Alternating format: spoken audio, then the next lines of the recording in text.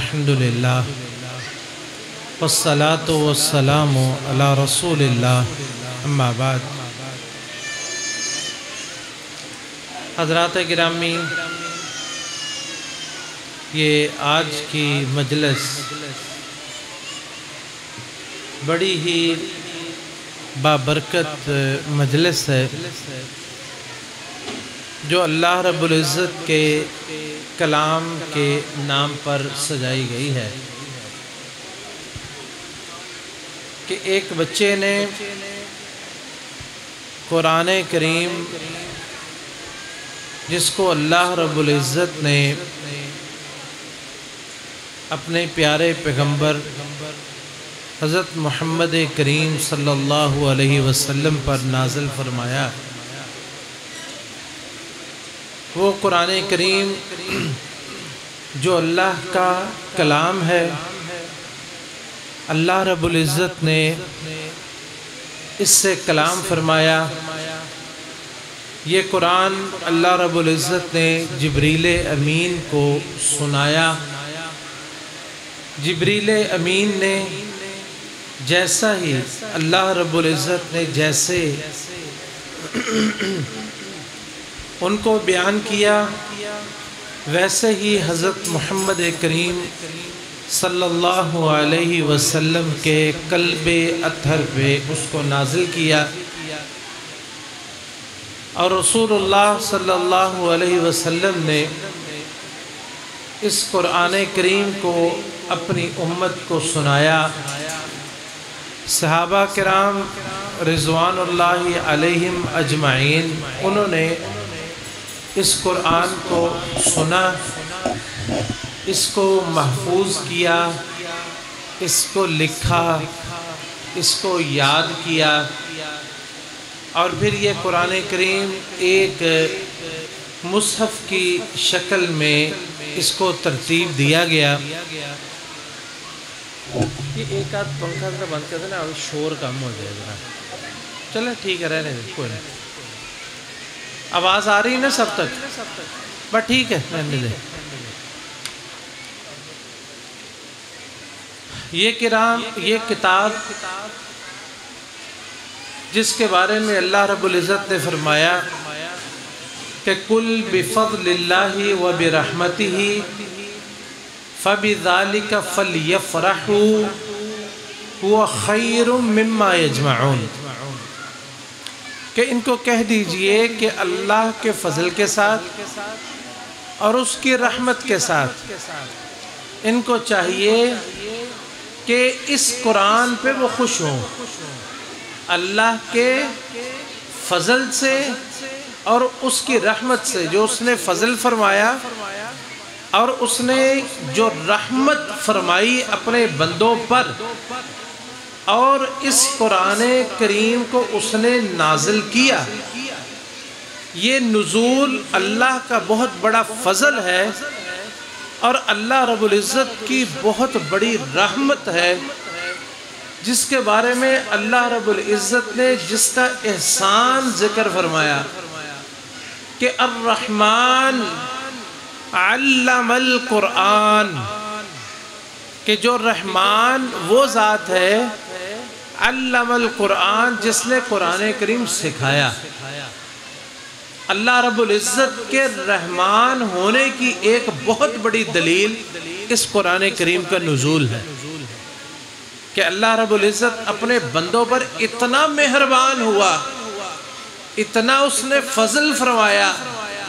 اتنا اس نے احسان فرمایا، اپنے بندوں پر اتنا انعام فرمایا کہ اللہ رب العزت نے اپنی پاک کلام اپنے بندوں پر نازل فرمایا۔ اس وقت جب دنیا ضلالت، گمراہی اور تباہی اور بربادی کے دہانے پر تھی، اس وقت دو کاموں میں سے ایک کام ہونا تھا کہ یا تو یہ دنیا تباہ ہو جاتی، اللہ رب العزت اس دنیا کو تباہ کر دیتے، برباد کر دیتے، ختم کر دیتے، اپنا عذاب نازل فرما کے اس دنیا کو صفحہ ہستی سے نابود کر دیتے، ختم کر دیتے، کیونکہ پوری دنیا گمراہ ہو چکی تھی۔ ایک یہ چیز تھی اور دوسری یہ تھی کہ اللہ رب العزت اپنا کرم فرمائے، اپنا رحم فرمائے، اور اللہ رب العزت ایک ایسی ہستی کو بھیجیں جو کائنات کے لیے رحمت ہو، یا اور پھر اس پہ اللہ اپنا کلام نازل فرمائے۔ یہی بات تھی کہ جب آسمان کے دروازے بند ہوئے نا، آسمانوں کے دروازے بند ہوئے اور جنوں کا راستہ مسدود ہو گیا، تو انہوں نے اپنے وفد بھیج دیے پوری دنیا میں کہ دیکھو کہ اب دنیا میں کیا ہونے والا ہے۔ وَأَنَّا لَا نَدْرِي أَشَرٌ أُرِيدَ بِمَنْ فِي الْأَرْضِ أَمْ أَرَادَ بِهِمْ رَبُّهُمْ رَشَدًا، کہ آسمانوں کے دروازے بند ہو گئے ہیں اور کسی شیطان، کسی جن کو آسمان والوں کی باتیں سننے کی اب اجازت نہیں مل رہی۔ ایک پروٹوکول قائم ہو چکا ہے، ایک خاموشی چھا گئی ہے، ایک انقلاب آ رہا ہے۔ تو شیطان نے اپنے چیلوں کو بھیجا کہ جاؤ جا کے دیکھو دنیا میں کہ یہ دنیا سنورنے والی ہے کہ دنیا تباہ ہونے والی ہے۔ اب یہ دنیا اس طرح چلنے والی نہیں ہے۔ ایک ہی بات ہے، یا تو اب دنیا تباہ ہوگی، وَأَنَّا، یہ سورہ جن ہے، وَأَنَّا لَا نَدْرِي أَشَرٌ أُرِيدَ بِمَنْ فِي الْأَرْضِ أَمْ أَرَادَ بِهِمْ رَبُّهُمْ رَشَدًا۔ اب ایک ہی بات ہے، یا یہ دنیا تباہ ہو جائے گی یا اللہ اس کو رشد و ہدایت سے نواز دیں گے۔ وہ وفد جو پوری دنیا میں گئے، ان میں سے ایک وفد آیا مکہ میں، مکہ کی طرف آیا۔ اللہ کے رسول علیہ السلام فجر کی نماز پڑھا رہے تھے، اللہ تعالیٰ کی کلام سنی اور انہوں نے کہا کہ وہ کھوج ہم نے لگا لی ہے، وہ راز ہم نے پا لیا ہے کہ دنیا میں ہونے کیا والا ہے۔ تو اللہ رب العزت نے فرمایا کہ قُلْ أُوحِيَ إِلَيَّ أَنَّهُ اسْتَمَعَ نَفَرٌ مِّنَ الْجِنِّ فَقَالُوا إِنَّا سَمِعْنَا قُرْآنًا عَجَبًا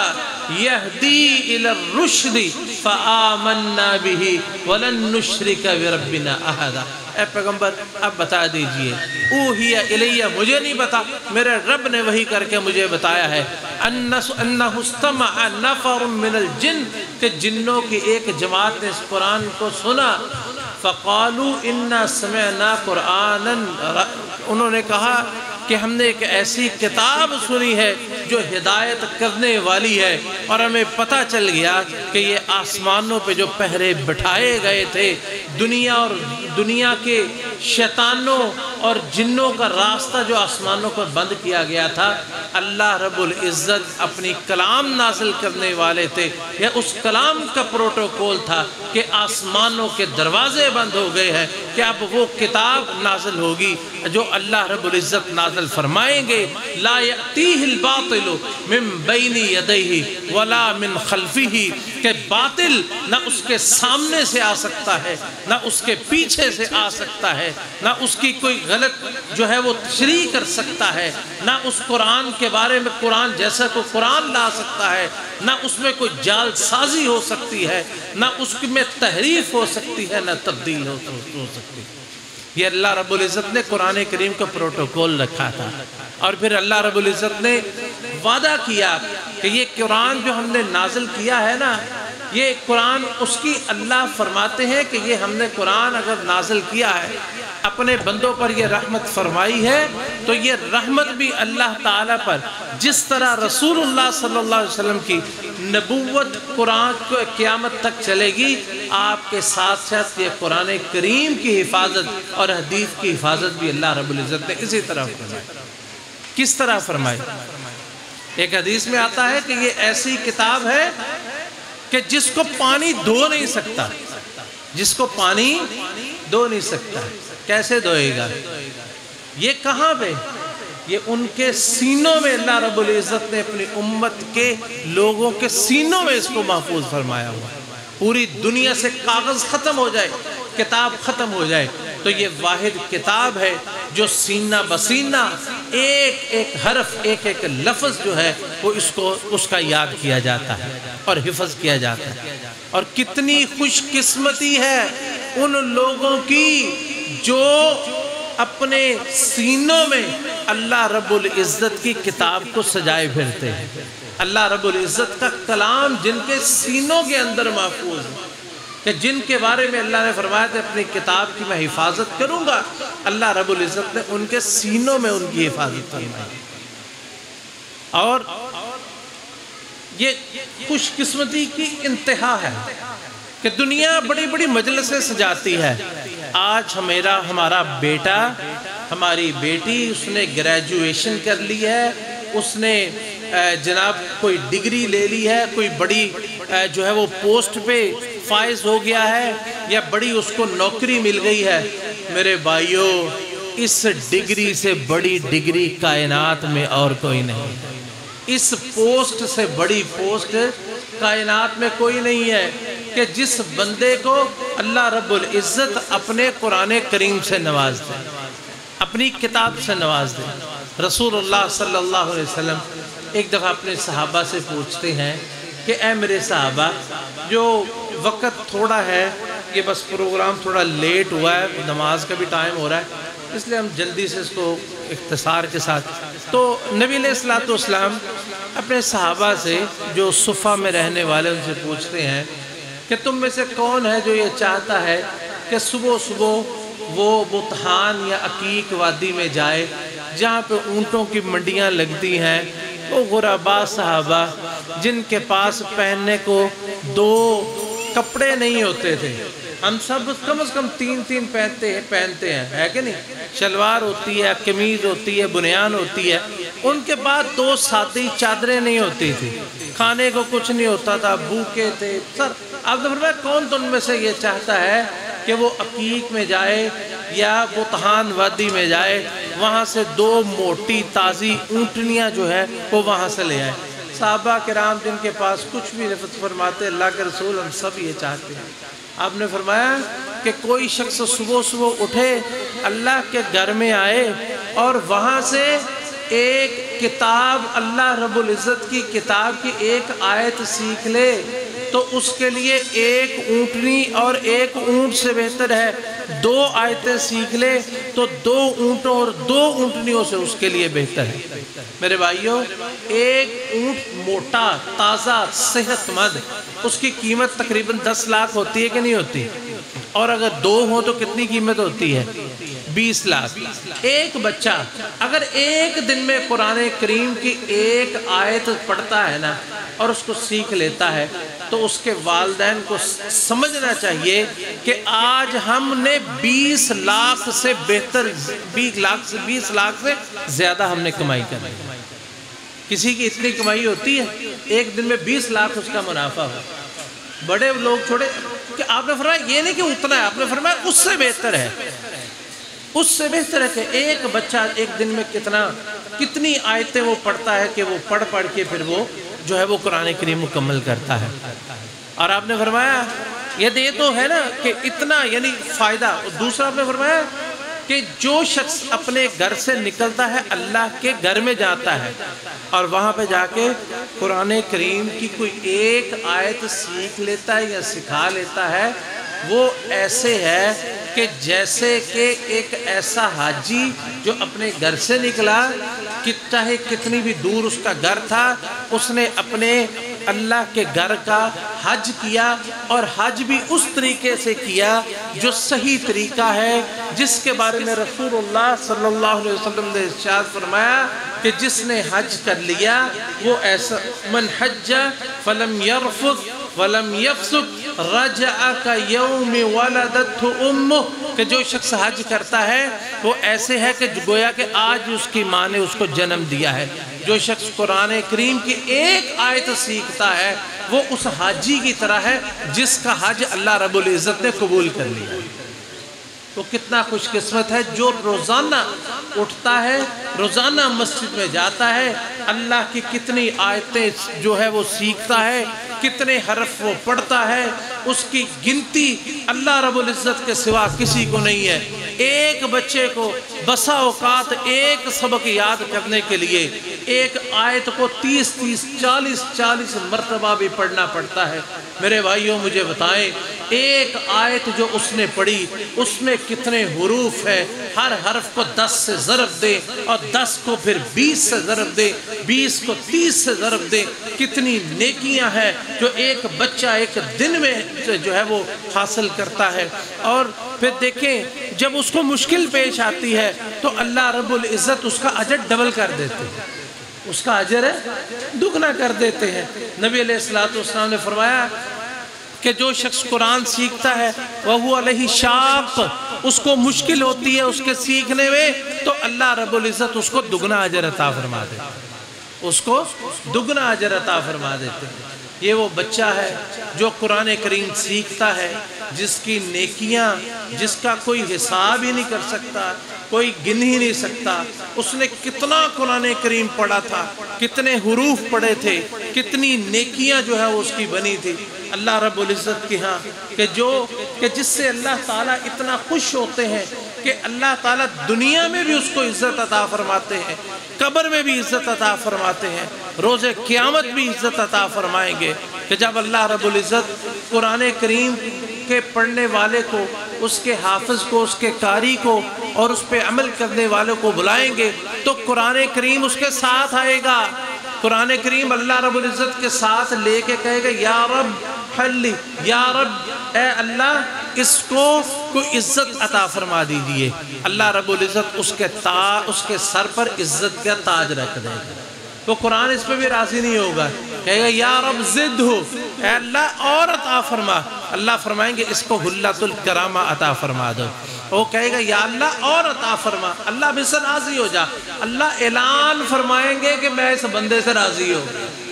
قرآن کریم اس وقت تک پیچھے نہیں ہٹے گا حتیٰ کہ وہ اعلان کروائے گا کہ یا اللہ میں تجھ سے، کہ اے میرے بندے میں تجھ سے راضی ہو گیا۔ پھر اللہ رب العزت اس کو فرمائیں گے کہ ہم تجھ سے راضی بھی ہو گئے، اب جاؤ جنت میں چلے جاؤ، قرآن کریم پڑھتے رہو اور ہر آیت کے بدلے میں جنت کی ایک منزل طے کرتے رہو۔ اس لیے جو ہے وہ امام منذری نے الترغیب میں یہ قول نقل فرمایا بعض علماء کا کہ وہ فرماتے ہیں کہ جنت کے جو درجے ہیں نا وہ قرآن کی آیتوں کے برابر ہے۔ جتنی قرآن کی آیتیں ہیں اتنے ہی درجے ہیں۔ وہ جب آخری آیت پڑھے گا تو جنت کے انتہائی درجوں میں، جہاں عام آدمی جو ہے وہ انبیاء کے علاوہ جا سکتے وہ وہاں تک پہنچ جائے گا، جنت کے آخری درجے تک پہنچ جائے گا۔ اور پھر اس کے اساتذہ کرام، اللہ اکبر، کتنا ان کا مقام ہے کہ جن کے بارے میں رسول اللہ صلی اللہ علیہ وسلم نے فرمایا خیرکم، اس کائنات میں سب سے بہتر وہ ہے من تعلم القرآن وعلمہ، جس نے قرآن کریم سیکھا، جو قرآن کریم سیکھتا ہے یا سکھاتا ہے، جو سیکھتا ہے یا سکھاتا ہے۔ اور دیکھیں کہ قرآن کریم سیکھنا اور اس کو سکھانا، اس کے لیے پھر پوری کائنات اس کے لیے دست بدعا ہو جاتی ہے۔ رسول اللہ صلی اللہ علیہ وسلم نے ارشاد فرمایا ان اللہ و ملائکتہ یصلون علی معلم الناس الخیر، اللہ رب العزت لوگوں کو خیر سکھلانے والے پر اللہ رحمت نازل فرماتے ہیں اور فرشتے ان کے لیے دعائیں کرتے ہیں۔ صرف فرشتے ہی نہیں بلکہ خشکی میں رہنے والے جتنے جانور ہیں اور سمندر میں کی تہوں میں رہنے والی مچھلیاں ہیں، جتنی کائنات کی خلقت ہے ساری اس کے لیے دعائیں کرتے ہیں۔ ایک روایت میں آتا ہے کہ یستغفرون لہ، اس کے لیے استغفار کرتے، اللہ اس کو معاف کر دے۔ ابن رجب حنبلی رحمۃ اللہ علیہ انہوں نے یہاں ایک بڑا خوبصورت نقطہ بیان فرمایا، فرماتے ہیں کہ پوری کائنات کی چیزیں جو ہے یہ کیوں دعائیں کرتی ہیں؟ قرآن کریم سکھانے والے کے لیے، خیر سکھانے والے کے لیے، بلائی سکھلانے والے کے لیے کیوں دعائیں کرتے ہیں؟ فرماتے ہیں اس کی وجہ یہ ہے کہ پوری کائنات میں انسانوں اور جنوں کے علاوہ جتنی مخلوقات ہیں وہ سب اللہ کی فرما بردار ہیں، ان میں سے کوئی اللہ کی نافرمانی نہیں کرتی، اور جب وہ اللہ کی نافرمانی نہیں کرتی تو ان کو پسند بھی وہی لوگ آتے ہیں جو اللہ کے فرما بردار ہوتے ہیں۔ یہ لوگوں کو جو خیر سکھلاتا ہے نا، یہ لوگوں کو بلائی سکھلاتا ہے، لوگوں کو اللہ کی فرما برداری کرنا سکھلاتا ہے، لوگوں کو اللہ تعالیٰ کی طرف بلاتا ہے، اس لیے وہ اس سے خوش ہوتے ہیں اور اس کے لیے دعائے خیر کرتے ہیں۔ اللہ رب العزت ان والدین پر بھی اپنی رحمت نازل فرمائے جنہوں نے اپنے بچوں کو، اس بچے کو اور باقی جو والدین جو اپنے بچوں کو قرآن سکھلاتے ہیں، ان کے لیے اللہ تعالیٰ ان پر بھی اپنا فضل فرمائے، اپنا کرم فرمائے کہ جنہوں نے جتنی محنت کرتے ہیں۔ حقیقت یہ ہے، یہ جو حفظ ہوتا ہے نا، یہ بچہ نہیں کرتا، یہ بچے کے والدین نہیں کرتے ہیں۔ حقیقت یہ ہے کہ یہ بچے کو آپ چھوڑ دیں، دیکھیں ایک دن بھی اٹھ کے جاتا ہے مدرسے؟ نہیں، اس کی ماں اٹھاتی ہے، اس کا باپ اٹھاتا ہے، والدین اس کو اٹھاتے ہیں، بھیجتے ہیں، اس کو لاتے ہیں، اس کی یونیفارم، اس کا کھانا، اس کا پینا، اس کا آنا، اس کا جانا، یہ سارا اہتمام۔ اگر بچے کو کہیں نا بچے حفظ کر، بچے کبھی بھی نہ کریں۔ کوئی شاید ہی دنیا میں کوئی بچہ ایسا ہو جو حفظ کر لے گا۔ یہ حفظ حقیقت میں والدین ہی کرتے ہیں۔ اس لیے روز قیامت جب ان کو لایا جائے گا نا، تو اللہ رب العزت جب ان کو تاج پہنائیں گے کہ جس کی جس کا پتہ نہیں کتنے اس میں نگینے جڑے ہوں گے، ایک نگینہ جو ہے وہ سورج کو شرمندہ کر دے گا،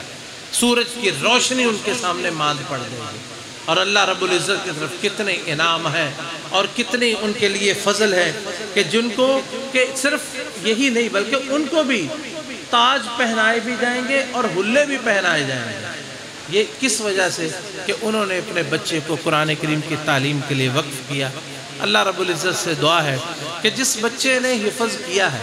اللہ تعالیٰ یہ حفظ کرنا اس سے قبول فرمائے، اور پھر اس کو یاد رکھنے کی توفیق عطا فرمائے اور اس پہ عمل کرنے کی توفیق عطا فرمائے، اور پھر اس کو آگے سیکھنے کی اور آگے سکھانے کی اللہ تعالیٰ اس کو توفیق نصیب فرمائے۔ اس کے اساتذہ کرام، اس کے والدین، اعزاء و اقارب، وہ مسجد جس کے اندر اس بچے نے پڑھا، اس مسجد کو بنانے والے، اس مسجد کے ساتھ تعاون کرنے والے، اس مسجد کو چلانے والے، اس شعبے کے ساتھ تعاون کرنے والے، اللہ رب العزت سب سے اس نیکی کو قبول فرما لے، اور اللہ تعالی ہم سب کو صاحب قرآن بنا دے۔ قرآن ایسا کہ قرآن جس کے وجہ سے رسول اللہ صلی اللہ علیہ وسلم نے فرمایا القرآن حجت لک او حجت علیک، یہ قرآن تیرے لیے حجت ہے یا تیرے اوپر حجت ہوگی، یہ تیرا وکیل ہوگا یا تیرے خلاف وکیل ہوگا۔ اللہ سے دعا ہے اللہ اس قرآن کو ہمارا وکیل بنا دے،